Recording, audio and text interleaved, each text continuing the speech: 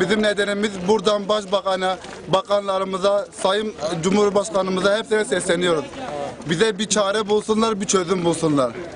Her gün çeşit nedenler bu gümrük bizden sıkıntılar çıkarıyor.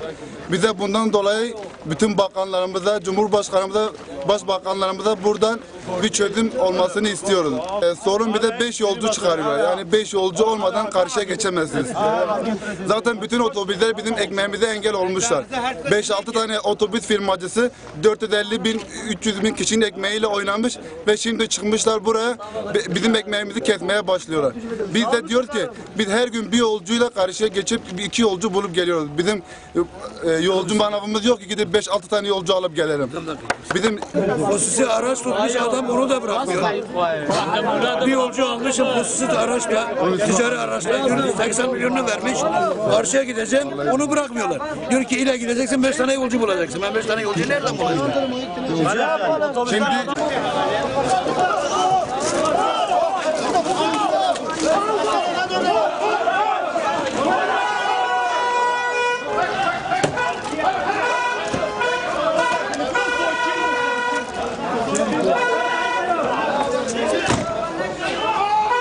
şimdi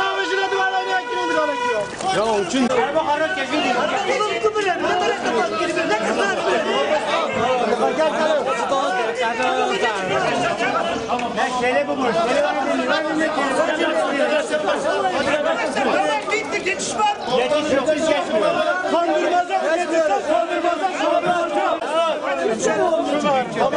buradan dışarı çıkalım, araçlara geçmeyelim.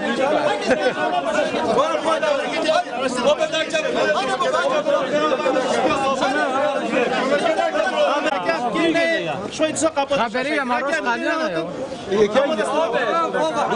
Çıkar